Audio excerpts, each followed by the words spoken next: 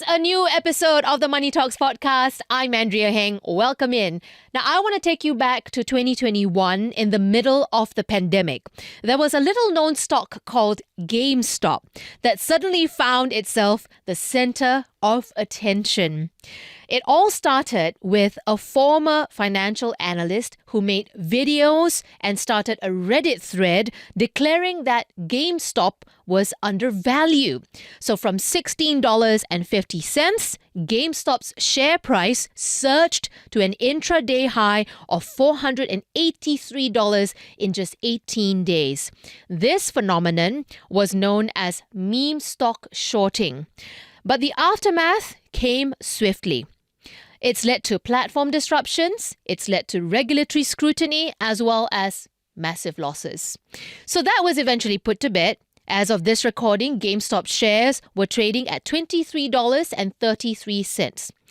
But lately, there are signs of meme stock short selling returning to the scene. It's happening again.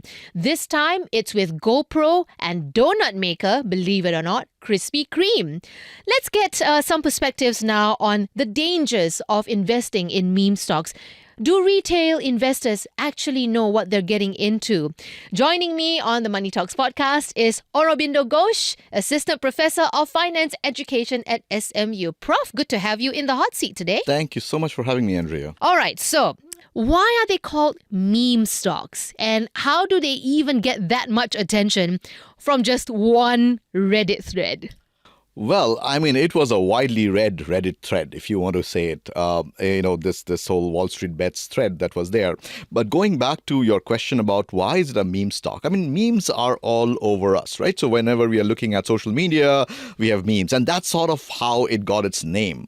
So it's kind of a general name like the Magnificent Seven, like for the tech stocks. So a general name for meme stocks are the ones which are not the ones that you would go for your investment, but you might know the brand very well. Okay. And more importantly, it's a social media meme that kind of defines it. Okay. That's sort of the reason why it's called a meme stock to start with. Okay. Mostly the interest is coming from retail investors rather than the professional ones who are really looking deep into what type of, valuations they will have, what type of price they're selling at, what are the price to earnings ratio and all those things.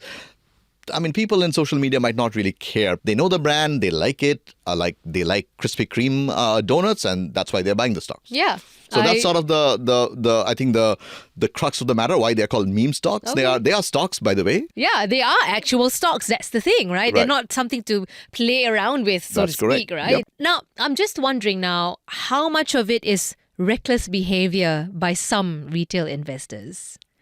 Well, yeah, this is a good question.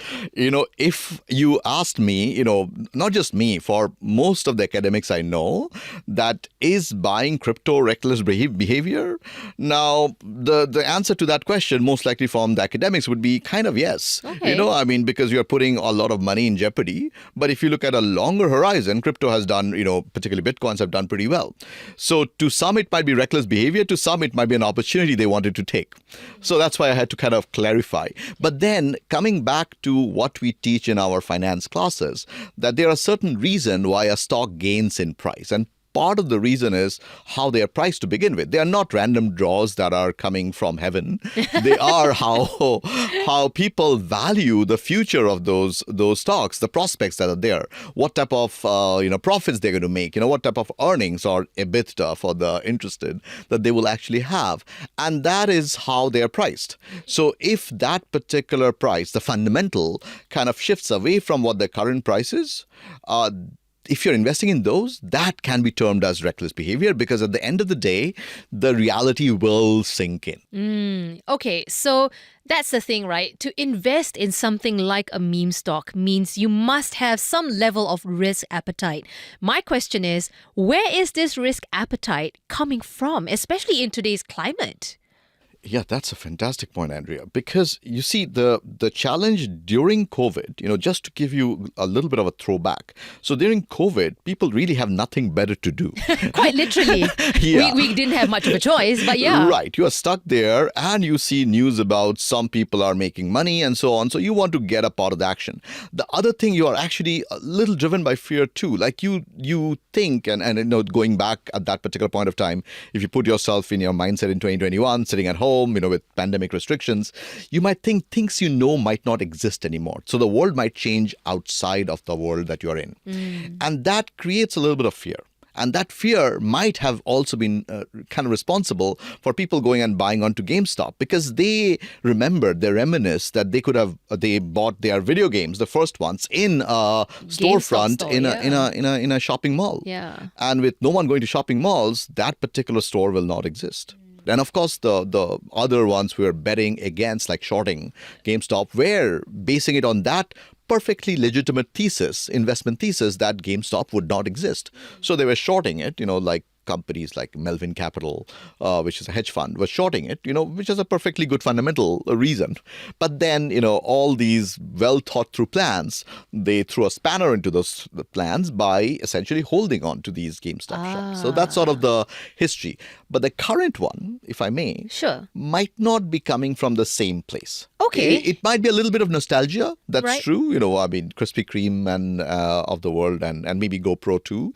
But more importantly, I think it's the fact that crypto has a new life of its own. Right. And a lot of people are probably making money out of their initial, sort of throwaway crypto investments, which kind of become serious when when you see the numbers get bigger and bigger. Exactly. So some of that money might be going into the meme stocks. The meme seems to kind of translate between the two. And that might be one of the reasons why the current surge, and also the reason why people don't think this will last for too long. Okay, interesting. I like the fact that you've differentiated that for us. How much of this is also driven by how expensive buying S&P 500 stocks has become, such that, I imagine as an investor, okay, stocks on the S&P are looking a bit too pricey. I can't buy in. Why not I buy something that is familiar to me? That's right. I mean, familiarity is very, very important, right? So that's one of the reasons why people tend to buy. But there is a way of differentiating. Even the best known stocks might not be doing very well, but you know them. But that's one part of it. Now, the other side that you mentioned, and which are absolutely right, that there has been significant increase in prices of some of these stocks. So people might be a little worried on buying the stock. So sometimes what they do is they don't buy the stock itself, but buy an option instead. Right. So like a call option that, hoping the prices will go up. And that getting into the options market, which is supposed to diversify the risk, in layman's term, reduce the risk, and you can put less money in jeopardy. When you're buying a stock which might potentially go bankrupt, then you are in a little bit of trouble because the price of the stock will go to zero.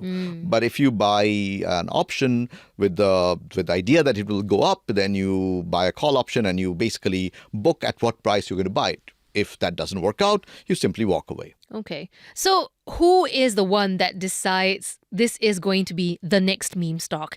Is there a specific group of people rallying around on keyboards? Basically what Roaring Kitty did with GameStop, right? Is that always the case, that there's this one person who's rallying the crowd, or, what typically happens here? It's hard to pinpoint who might be driving it, and it might not be just one person. It might be a group of people. It might be a few people like kind of riding the wave in some sense. But in general, the idea comes from the basic demographics are retail investors who might not be as savvy as professional investors. So it's kind of the initial one also was kind of a rebellion against the Wall Street, millionaires and billionaires. This might be a little bit of that too, that, others seems to be the haves are kind of moving farther ahead, the have-nots falling behind a little bit. So that might be a little bit of a class struggle, if I may call that. Okay, that's an interesting theory.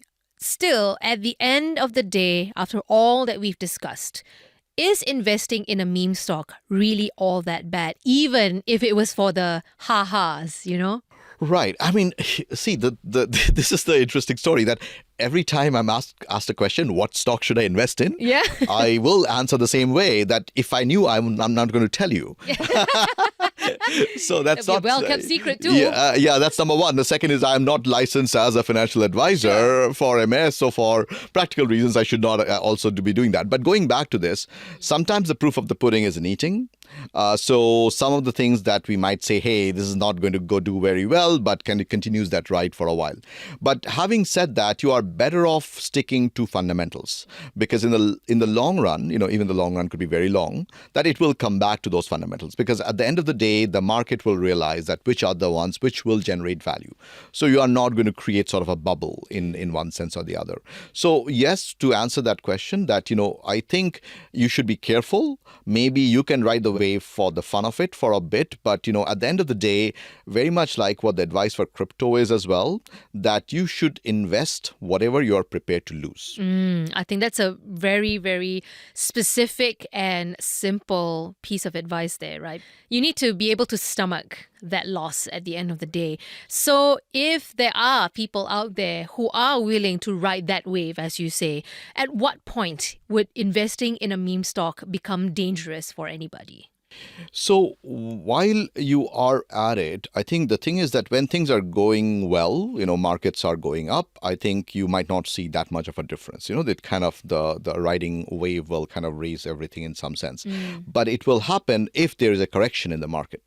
When the correction in the market comes in, then people tend to move away from those stocks which might not have stronger fundamentals. In some sense, they will move towards quality, run towards quality. And that is where things kind of proverbial problem might hit the fan. And that is where you are better off kind of moving out of there. So the advice before that, you should be having what is called a value at risk, that how much you're prepared to lose, like in the worst 5% or 10% of the situations.